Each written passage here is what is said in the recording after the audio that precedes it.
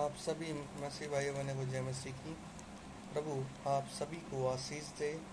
और आइए हम वचन पढ़ेंगे जो कि है मत्ती उसका 18:10 से लेकर 14 तक पढ़ेंगे। प्रभु हमारे जीवन में क्या बात करना चाह रहा है। देखो, तुम इन छोटों से किसी को तुच्छ ना जानना, क्योंकि मैं तुमसे कहता हूँ कि स्वर्ग में उनके दूत मेरे स्वर्गीय पिता का मुंह सदा देखते हैं।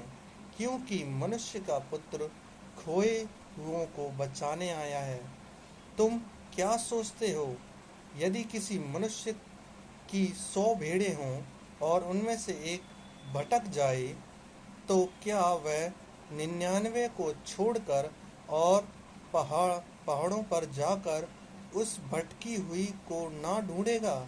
और यदि ऐसा हो कि उसे पाए, तो मैं तुमसे सच कहता हूँ कि वह उन 99 भेड़ों के लिए जो भटकी नहीं थी इतना आनंदित नहीं करेगा जितना कि इस भेड़ के लिए करेगा।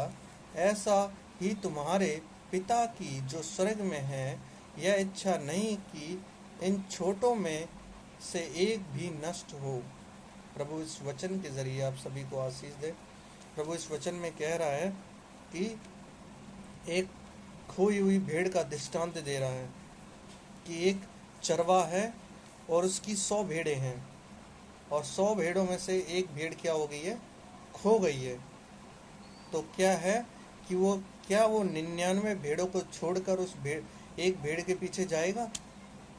तो प्रभु जरूर जाएगा, क्योंकि वो एक भेड़ भी उसके लिए बहुत कीमती है भाई बहनों।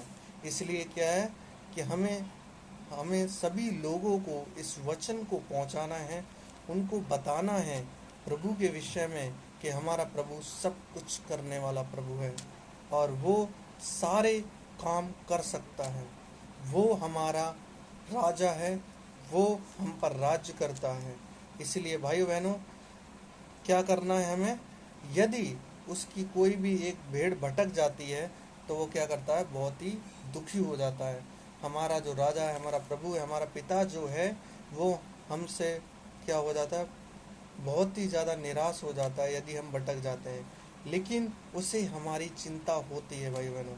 इसीलिए क्या है, वो क्या करेगा? वो 99 भेड़ों को छोड़कर वो उस एक भेड़ के पीछे जाएगा। इसलिए क्या है, उसके लिए उसकी नज़रों में उसकी सभी भेड़ समान हैं। और यदि कोई भेड़ भटक जाए तो क्या करे? अपने सबसे पहले प्रभु से पश्चाताप करे, प्रभु से माफ़ी मांगे कि प्रभु मुझसे ये कार्य हुआ है, मुझसे ये गलती हो गई है, मुझे माफ़ कर दो, मुझे क्षमा कर दो। तो प्रभु क्या करेगा? आपको क्षमा करेगा, क्योंकि हमारा प्रभु क्षमा देने वाला प्रभु है। वो अत्यधिक दयालु है, वो अधिक करुणामय है और वो जीवन दाता है। तो वो प्रभु आपको माफ़ करेगा। इसीलिए क्या करना है?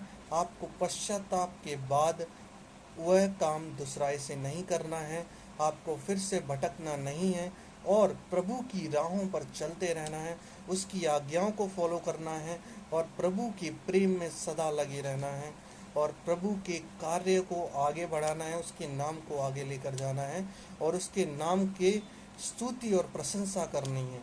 तो आप क्या होगे? एक अच्छे भेड़ बनकर प्रभु को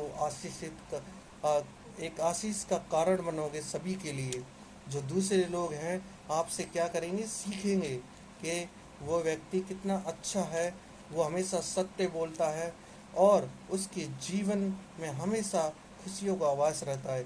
यदि आप अपना संबंध प्रभु से बनाएंगे तो प्रभु आपको सब कुछ दे देगा, आपकी सुख, चैन, शांति सब कुछ आपको प्रदान करेगा।